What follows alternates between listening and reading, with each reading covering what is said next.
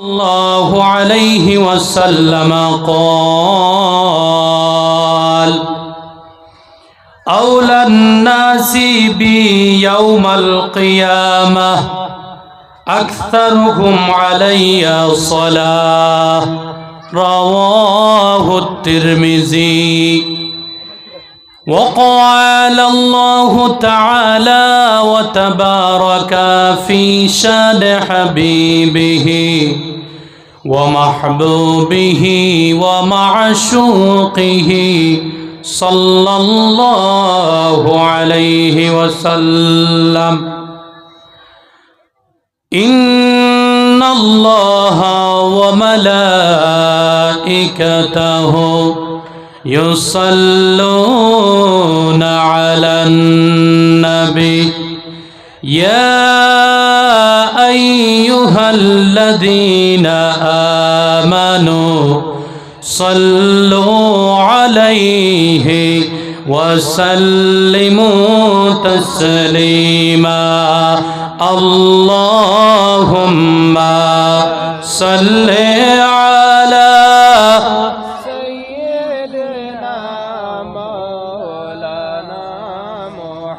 وعلى آل سيدنا مولانا সবাই মোহাব্বতে আল্লাহুম্মা সাল্লি আলা সাইয়্যিদিনা মাওলানা মুহাম্মদ ওয়া আলা আলি سيدنا مولانا যার নাম শুনিলে চমকে ওঠে দিল, বেকরার হয়ে যায় উম্মতদের তরানে ওয়ালা এলো রে মদিনায়। আল্লাহুম্মা কি একটা প্রবলেম করে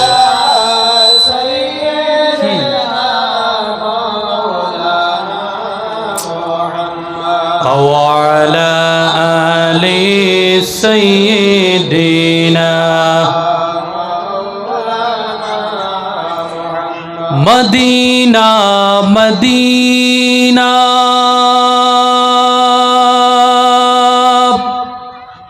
मोमिनों की है गुनगुना, दीदारे मदीना आशिकों की तमन्ना। अल्लाहुम्मा सल्ले अला सय्यिदिना मौलाना मुहम्मद व अला आलि सय्यिदिना मौलाना मुहम्मद। ए दुनिया पड़े থাকবে একদিন আমরা থাকব না, সবাই মোদের ভুলে যাবেন, নবীজি মোদের বলবেন না। আল্লাহুম্মা সাল্লি আলা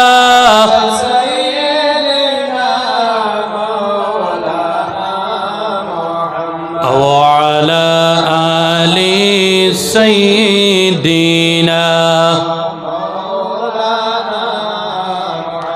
لا إله إلا الله لا إله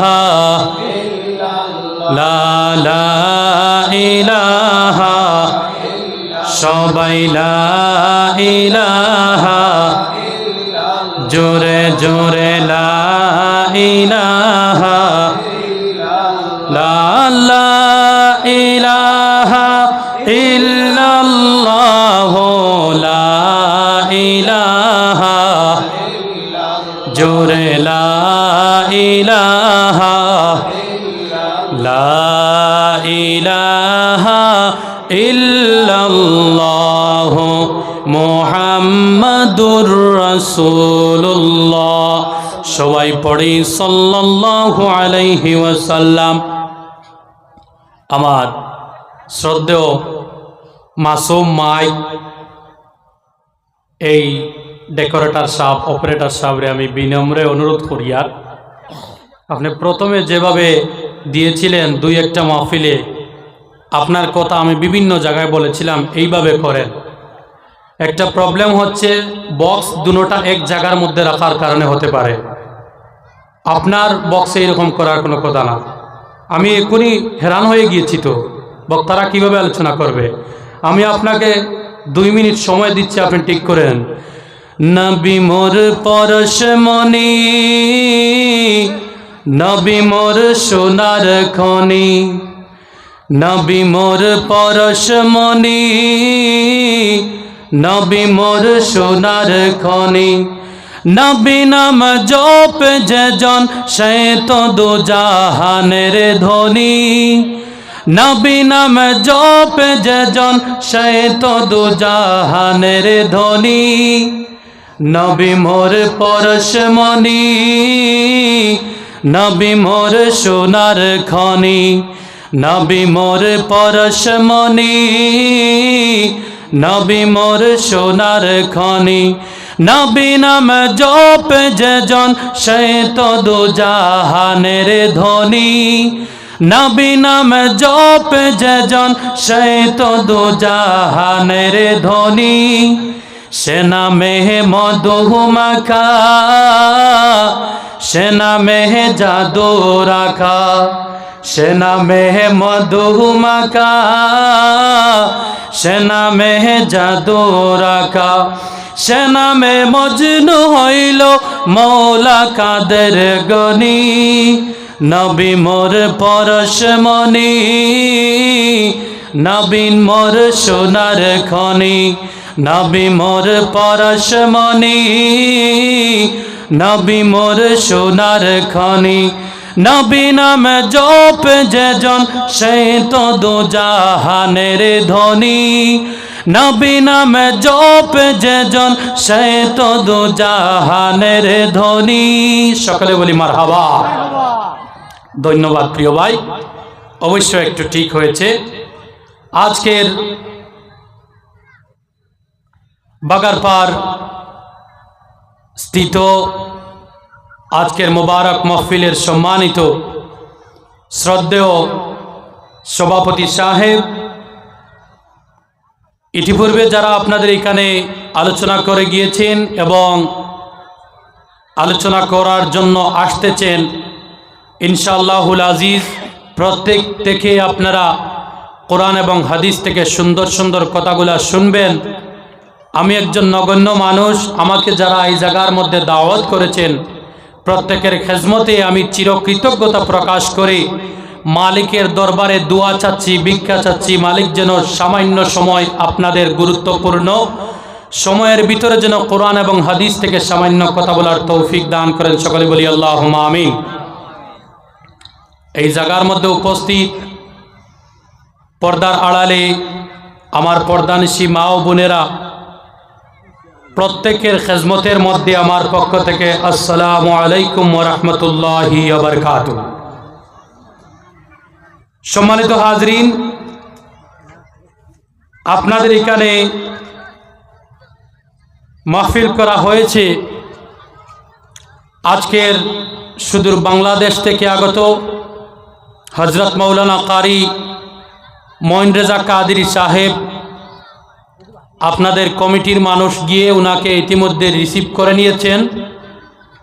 আপনারা আলোচনা শুনবেন। একটু পরে আপনাদের সম্মুখে শাইখুল মাশাইখ হযরতুল আল্লাম আলহাজ হযরত মৌলানা আল্লামা সারিমুল হক লস্কর সাহেব মাদ্দাজিল্লাহুল আলী তিনি উপস্থিত হবেন, আপনাদেরকে নসিহত করবেন। আল্লাহ রাব্বুল আলামিন আমাদের প্রত্যেককে যেন এরকম নসিহত থেকে আমল করার তৌফিক দেন। সকলে বলি আল্লাহুম্মা আমিন। Now I would like to discuss about the love of our Almighty Allah Rabbul Alameen. সকলে বলি ইনশাআল্লাহ। আমি আপনাদের সম্মুখে আল্লাহ রব্বুল আলামিনের বান্দার প্রতি যে ভালোবাসা রইয়াছে ওই ভালোবাসা সম্পর্কে সামান্য আলোচনা করব ইনশাআল্লাহ। তো আমি যে হাদিস মোবারক তেলাওয়াত করেছি এই হাদিস থেকেও সামান্য রহমতুল্লিল আলামিন সোনার নবীজি দয়াল নবীজি আকা আলাইহিস সালাতু ওয়াস সালামের জুবান মুবারক দিয়ে যে হাদিস মুবারক আমাদেরকে দিয়ে গিয়েছেন এই হাদিস সম্পর্কেও সামান্য আমরা আলোচনা শুনব। আল্লাহর প্রেম ও রসুলের ভালোবাসা এই দুটি বিষয়ের উপরে আমি সামান্য আলোচনা করব। আমার তকরিরের লাইফের মধ্যে 2-3 বছর থেকে আলোচনা করতেছি। বিশেষ করে আমি গুরুত্ব দেই যে জায়গার মধ্যে যাই না কেন একটি বিষয়ের উপরে সামান্য আলোচনা করা। যদি একটা বিষয় আমি সিলেক্ট করে নিয়ে আপনাদের সম্মুখে কথা বলি এই বিষয় থেকে আপনারা শিখতেও সুবিধা হইবে আর আপনারা এই বিষয়ের উপরে আমল করতেও সুবিধা হবে, ঠিক কি না? এর জন্য আজকে যে আমি 2টা বিষয় সিলেক্ট করে নিয়েছি, আমি আমার পার্শ্ববর্তী বসার মধ্যে আমার যারা আলিম উলামা আছেন আমি আপনাদেরকে ইজাজত তলব করতেছি, আমি এই বিষয়ের উপরে আলোচনা করতে চাই। সম্মানিত হাজরিন, আল্লাহ রাব্বুল আলামিন কোরআন শরীফের মধ্যে একটি আয়াত মোবারক দিয়ে দুনিয়ার মানুষকে আল্লাহ রাব্বুল আলামিন ভালোবাসার প্রমাণ দিয়েছেন। শুধু ভালোবাসা নয় আমার যুবক ভাইরা, আল্লাহ রাব্বুল আলামিন কোরআন শরীফের মধ্যে একটি আয়াত মোবারক দিয়ে আপনাকে আমাকে আশ্বাস দিয়েছেন, বান্দারে তুমি যত বড় দূরত্ব বানাও না কেন আমার থেকে, যত দূর আমি আল্লাহর থেকে যাও না কেন, যত বড় গুনাহগার হও না কেন, যত বড় পাপী হও না কেন, বান্দারে তুমি একটা আশা রাখো, আমি আল্লাহ তোমার প্রতি মায়ার নজর দিয়ে সব সময় তাকাইয়া থাকি। জুড়ে বলে সুবহানাল্লাহ। আমার যুবক ভাইরা, মুরব্বিয়ানে আজম যারা এই মাহফিলের মধ্যে বসা আছি, সমাজের মধ্যে অনেক আমরা আছি, মাসের পর মাস চলে যায়, বছরের পর বছর চলে যায়, দিনের পর দিন চলে যায়, আল্লাহ রব্বুল আলামিনের সাথে মুহাব্বতের সম্পর্কটা লাগাইতে চাই না। আল্লাহ কি আমাদেরকে দিয়ে করাইতে চাচ্ছেন ওই সম্পর্কটা, ওই আল্লাহর ইরাদা মোবারককে আমরা তলব করি না, খোঁজাখুঁজি করি না। আমার প্রিয় ভাইরা রে, আল্লাহ রাব্বুল আলামিন এই জমিনের মধ্যে মানব জাতিকে এবং জিন্নাত জাতিকে দুনিয়ার জমিনে দিয়েছেন। দেওয়ার একটা ইরাদা হলো, যে ইরাদা হলো রব্বুল আলামিন কোরআন শরীফের মধ্যে বললেন, ওয়ামা খালাকতুল জিন্না ওয়াল ইনসা ইল্লা লিয়াবুদুন। ও দুনিয়ার মানব জাতি, এই দুনিয়ার জমিনে যত জিন্নাত এবং ইনসান আছে প্রত্যেক জাতিকে আমি আল্লাহ রব্বুল আলামিন আমি আল্লাহর ইবাদত করার জন্য বানিয়েছি, আমি আল্লাহকে খুশি করার জন্য বানিয়েছি। কিন্তু আমার মুসলমান ভাইরা, আমরা শুরু সপ্তাহের মধ্যে একদিন জুম্মার নামাজ আদায় করে আমার যুবক ভাইরা আল্লাহকে রাজি করতে চাই। সমস্ত 6 দিন মসজিদের মধ্যে যাই না, আমরা 6 দিন নামাজ পড়ি না, একদিন নামাজের মধ্যে যাই আর 2টি রাকাত নামাজ পড়ে আপনি আমি আবার বাইর হইয়া আসি। ও মুসলমান ভাইরা, আল্লাহ রাব্বুল আলামিনের ফেরেশতারা যখন আপনাকে দেখেন সমস্ত সপ্তাহ আপনার নামাজ নয়, শুধুমাত্র শুক্রবারে ইমাম সাহেবের পিছনে দাঁড়াইয়া 2 রাকাত নামাজ আদায় করলেন, আর ওই নামাজ আদায় করে আপনি মসজিদ থেকে আবার বাহির হইয়া গেলেন।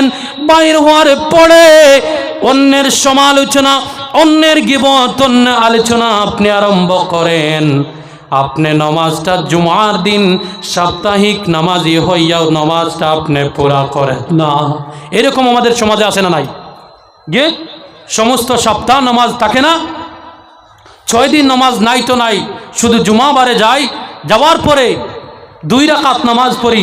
আমার যুবক ভাইরা বেশি করে এরকম করেন, 2 রাকাত নামাজ পড়ি, আবার নামাজটা পড়ার সঙ্গে সঙ্গে দাস করে মসজিদ থেকে বাইর হইয়া আবার অন্যের সমালোচনা মসজিদের এরিয়ার ভিতরে থাকতে থাকতে আরম্ভ করি কি করি না?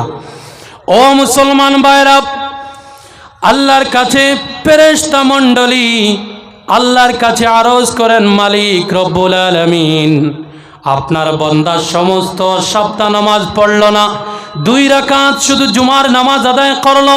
রব্বুল আলামিন, ওকে যদি আপনি হায়াতের রশিটিকে একটু টান দিতেন, ওকে যদি দুনিয়ার থেকে উঠাইয়া নিতেন, এই বদ্ধ মুনাফিক দুনিয়ার মধ্যে থাকিয়া কি আর লাভ হবে? সঙ্গে সঙ্গে আল্লাহ রব্বুল আলামিন বলেন, ও মায়ার ফেরেশতারে, না না, তোমরা বুঝবা না, এটা আমি আল্লাহর বান্দা, যাও আমার বান্দাকে আরো একটি হায়াত, আরো একটি সপ্তাহের সময় দিয়ে দাও। দেখো তোমরা আগামী সপ্তাহে মসজিদের মধ্যে আসার পরে আমার বান্দা সম্পূর্ণ করে নামাজটি আদায় করে কি করে না? জোরে বলে সুবহানাল্লাহ। আপনারা খেয়াল করছেন, ফেরেশতারা আল্লাহকে আরজ করতেছেন, মালিক সমস্ত সপ্তাহ নামাজ নয়, 6 দিন নামাজ পড়লো না, শুধু জুমার মধ্যে আসে, আর মালিক শুধু 2 রাকাত নামাজ পড়ে আবার সে মসজিদ থেকে বাইর হইয়া গেল। মালিক ওর একটু গর্দনার মধ্যে ধরো না। মালিক বলে, ফেরেশতারে তোমরা বুঝবা না, এটা আমার বান্দা, আর একটা সপ্তাহ সময় দিয়ে দাও। জুড়ে বলে সুবহানাল্লাহ। আপনি আমি আবার ওই দ্বিতীয় সপ্তাহের মধ্যে মসজিদের মধ্যে গেলাম, যাওয়ার পরে আবার 2 রাকাত নামাজ পড়লাম। 2 রাকাত নামাজ পড়ার পরে মসজিদ থেকে আপনি আমি বাইর হইয়া যাই। বাইর হওয়ার পরে আবার 2 রাকাত নামাজ পড়ার পরে যখন মসজিদ থেকে বাহির হইয়া যাই, বাহির হওয়ার পরে আবার অন্য সমালোচনা আরম্ভ করে দেই, অন্য গীবত আরম্ভ করে দেই, অন্যের মাত কথা আরম্ভ করে দেই, বাকি নামাজ আদায় করি না। ফেরেশতারা আবার আল্লাহর দরবারে গিয়ে হাজির হইয়া যায়, রব্বুল আলামিন, দেখো না আপনার বান্দা এই সপ্তাহ নামাজ পড়ল না, 2 রাকাত অনলি ফর জুমাবারে 2 রাকাত নামাজ আদায় করলো। মালিক ওকে যদি একটাবার ধরতা, ও দুনিয়ার মধ্যে থেকে লাভ আর কি? ওই সময় আল্লাহ রব্বুল আলামিন বলেন, ও মায়ার ফেরেশতারে, তোমরা বুঝবা না রে, বুঝবা না, হতে পারে আমার বান্দা আগামী জুমার ভিতরে নামাজ আদায় করবে, আমার কাছে তওবা করবে, আমি আল্লাহ ওকে মাফ করে দেব, আরো একটি সপ্তাহের সময় দিয়ে দাও। ও মাইদো, তো মজার অ্যানালাইসিস কথা বলতেছি, রিসার্চেবল কথা বলতেছি, আপনারা শুধু আস্তে করে সুবহানাল্লাহ বললেন। জোরে বলেন সুবহানাল্লাহ। ও মুসলমান ভাইরা, শুনেন শুনেন, এই কথাগুলো শুনতে হলে, বুঝতে হলে ভিতরের কান দিয়ে শুনেন। আমি বলতেছি, অনেক রিসার্চ করে কথাগুলা বলতেছি, শুনে যান। আল্লাহর যে কোনো বান্দা দুনিয়ার জমিনে একবার সুবহানাল্লাহ বলার সঙ্গে সঙ্গে আল্লাহ রব্বুল আলামিন ফেরেশতাদেরকে ডাক দেন, ও মায়ার ফেরেশতারা কোথায়? তোমরা আসো, আমি আল্লাহর কাছে আসো। আসমানের দরজা খুলে দিলাম, তাকাইয়া দেখো আমার গুনাহগার বান্দা তার পাহাড় সমান গুনাহ নিয়ে, সমুদ্র পরিমাণ গুনাহ নিয়ে আমার বান্দা সুবহানাল্লাহ বলল। সুবহানাল্লাহ অর্থ হলো আমার আল্লাহ পাক। ও ফেরেশতা, আমার বান্দা আমি আল্লাহকে পাক বলেছি। আল্লাহ রব্বুল আলামিন বলেন, বান্দারে তুমি আমাকে সাব্বাহতানি, তুমি আমাকে পাক বলেছো। যারে যা বান্দা, তুমি যখন আমাকে পাক বলে দিলা, ও বান্দা আমি আল্লাহ তোমাকে আর না পাক রাখতে পারি না। যারে বান্দা তোমাকে পাক করে দিলাম, তোর গুনাহগুলা মাফ করে দিলাম। জোরে বলে সুবহানাল্লাহ। সাব্বাহতানি সাব্বাহতুক, তুমি আমাকে পাক বললারে বলগুলাম, যা তোকেও আমি আল্লাহ পাক বলে ফেরেশতাদের সাম্রাজ্যের মধ্যে ঘোষণা করে দিলাম। জুড়ে বলি সুবহানাল্লাহ। ও মুসলমান ভাইরা, কোন একটি জায়গার মধ্যে কোন মানুষ যদি একটা কন্ট্রাক্ট রাখা হয়, যদি একটা বিল্ডিং এর ওই মালিকের বাড়ির মধ্যে যদি একটা মিস্ত্রি যদি 3 দিন 4 দিন সপ্তাহ দিন যায় না, 8 নম্বর দিন ওই মালিক ওই বাড়ি থেকে মালিকের বিবি মেস্তরকে ফোন দিয়া গরম দিয়ে দে, ও মেস্তর তুমি যদি আমার বাড়ির মধ্যে কাজের মধ্যে আসো না, তোমার কন্ট্রাক্টটি ক্যান্সেল করে দেব, অন্য একজন কন্ট্রাক্টরের হাতের মধ্যে কাজটি সমঝাইয়া দেব। এরকম আছে না নাই? কিন্তু আমার মুসলমান ভাইরা মাসের পর মাস চলে যায়, আল্লাহর কন্ট্রাক্টের মধ্যে আপনি আমি যাই না, আল্লাহর সিজদার মধ্যে আপনি আমি যাই না।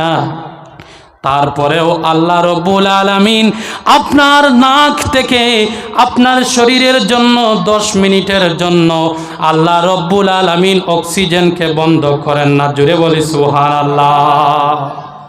আল্লাহর মায়া, আল্লাহর মোহব্বত দেখেন প্রিয় ভাইরা।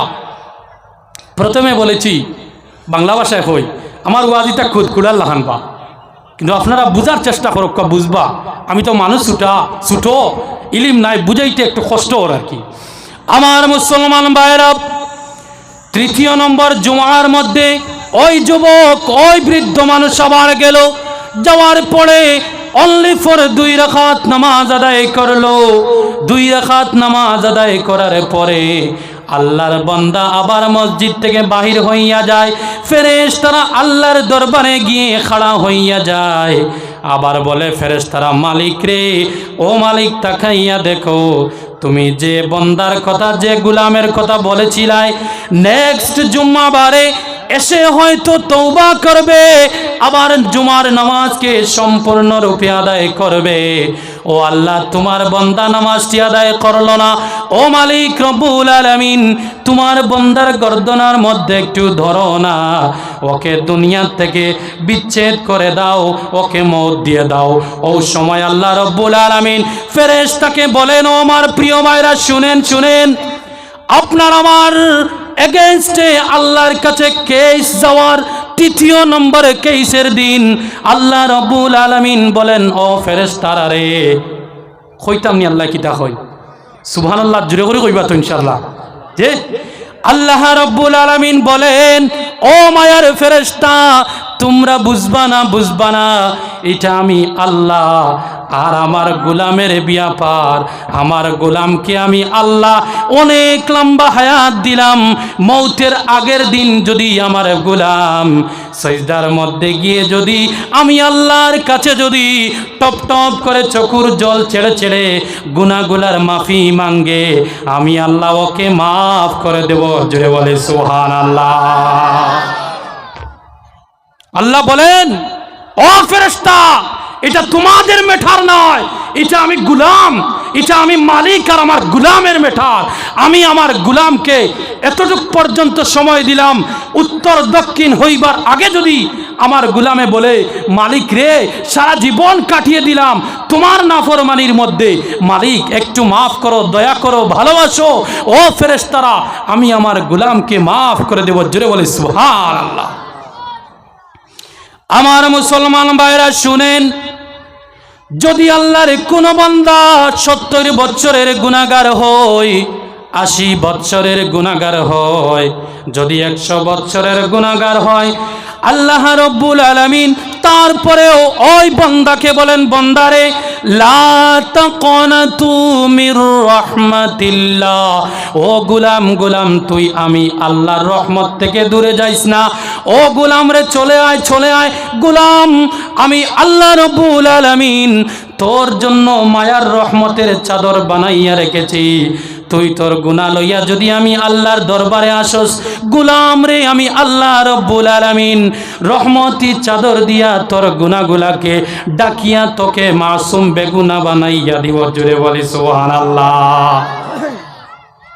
বুঝছেন প্রিয় ভাইরা, আল্লাহ রব্বুল আলামিনের কি মোহব্বত, কি মায়া, কিন্তু ওই মায়ার আল্লাহকে আমরা ছেড়ে আমরা কোথায় আছি? আমার মুসলমান ভাইরা, আর একটু ভিতরের মধ্যে যাই, চলেন নামাজের মধ্যে আল্লাহর কোন বান্দা সারা জীবন নামাজ পড়ে না, যদি সে তার জীবনের মধ্যে নামাজের সাথে ভালোবাসা লাগাইয়া নমাজকে যদি অন্তর দিয়া নমাজের মধ্যে দাঁড়াইয়া সে যদি সুন্দর করে ওযু করে, ইন্নী ওয়াজ্জাহতুটা পড়ে নে, আল্লাহ রাব্বুল আলামিন সঙ্গে সঙ্গে ইন্নী ওয়াজ্জাহতু শোনার সঙ্গে সঙ্গে ফেরেশতাদেরকে ডাকেন, ও মায়ার ফেরেশতারা তোমরা আমার আল্লাহর কাছে আসো, আমি আল্লাহর কাছে আসো। তাকাইয়া দেখো আসমানের দরজা খুলে দিলাম, আমার বান্দা ইন্নী ওয়াজ্জাহতু পড়তেছে, আমার বান্দা আমার সাথে তওবা করতেছে। মালিক রে এতদিন তোমার নাফরমানির মধ্যে ছিলাম, মালিক রে এতদিন তোমার বিরুদ্ধে ছিলাম, ইন্নী ওয়াজ্জাহতু ও মালিক আমি আমার মুখটিকে অন্তরটিকে তোমার দিকে ফিরাইয়া দিলাম। আল্লাহ রাব্বুল আলামিন ফেরেশতাদেরকে সাক্ষী রাখিয়া রাখিয়া ইন্নী ওয়াজ্জাহতু পুরা করার সম্পূর্ণ করার আগে আগে আল্লাহ রাব্বুল আলামিন ওই বান্দাকে মাফ করে দেন। জোরে বলি সুবহানাল্লাহ। আল্লাহর কি মহব্বত! এই মহব্বতকে বুঝতে হলে, এই মহব্বতের সাথে পরিচয় করতে হলে আপনি ইবাদতগুলা বুঝিয়া বুঝিয়া করতে হবে। ইবাদতগুলা যদি আপনি বুঝিয়া বুঝিয়া করেন তাইলে মালিকের সাথে মহব্বত লেগে যাবে, মালিকের সাথে ভালোবাসার সম্পর্ক আপনার স্থাপিত হইয়া যাইবে। নতুবা সারা জীবন নামাজ পড়বে, আপনার নামাজ কাজে আসবে না। আমার জন্য কোনো ইনফরমেশন? জি দেন। আমার মুসলমান ভাইরা শুনেন, আল্লাহ রাব্বুল আলামিন কত কত আদর করেন নামাজের মধ্যে দাঁড়াইয়া। ইন্নী ওয়াজ্জাহতু যদি অর্থটা বুঝিয়া বুঝিয়া আদায় করে আল্লাহ রাব্বুল আলামিন আপনাকে মাফ করে দিবেন প্রথম স্টেজের মধ্যে। আবার যখন আপনি দাঁড়াইলেন, দাঁড়ানোর পরে নামাজের নিয়তটা করলেন, নামাজের নিয়ত করার পরে আমরা সর্বপ্রথম হাতটি কোথায় নেই বলেন তো? জি ওইখানের মধ্যে নেই। ও আমার মুসলমান ভাইরা, নামাজের মধ্যে দাঁড়ানোর পরে সর্বপ্রথম আল্লাহু আকবার বলার জন্য আপনি আমি হাত এই জায়গার মধ্যে নেই। কেন নেই বলেন? আমার যুবক ভাইরা, আমার মুসলমান ভাইরা, বাচ্চাদেরকে ইংলিশ বই, ইংলিশ গ্রামার শিক্ষা দেওয়ার জন্য 2-3 জন করে টিউশন মাস্টার রাখিয়া দেন, কিন্তু সূরাতুল ফাতিহার অর্থ বুঝিয়া বুঝিয়া আপনার বাচ্চাকে শিখাইবার জন্য মসজিদের মিয়া সাহেবকে 500 টাকা দিতেও আপনার আমার পকেট থেকে বাইর হয় না, ঠিক কিনা? জি। আরে সাধারণ ম্যাথসের সলিউশন দেওয়ার জন্য 3-4টা করে টিউশন মাস্টার, বিএসসি মাস্টার রাখা হয়, কিন্তু আল্লাহর কালামুল্লাহ শরীফ বুঝিয়া বুঝিয়া পড়ার জন্য অথবা নামাজকে কেন পড়ি, নামাজকে বোঝার জন্য আপনারা আমরা আমাদের ছোট ভাই বোন আপনাদের বাচ্চাকে একজন যোগ্য বিজ্ঞ আলিমের সম্মুখে বসাইবার সময় আপনি বলেন, হুজুর আপনার সম্মুখে আমার বাচ্চাকে দিতে পারি না, তার কারণ হলো আমার বাচ্চা স্মার্ট একটা স্কুলে পড়ে, সমস্ত রাত পড়াশোনা করে, সকালে ওঠার পরে আমার বাচ্চার সময় মিলে না। কোন চাইন বা সাসাই হাসা কথা আন হইয়ান না। জি, যে জিনিসটা বোঝার কথা আমার প্রিয় ভাইরা শুনেন, গতদিন একটা কথা বলেছি, ভারত রত্ন তথা পৃথিবী রত্ন একজন মানুষ ছিলেন, যার নাম হলো স্যার হযরত মাওলানা ডক্টর আব্দুল কালাম আজাদ।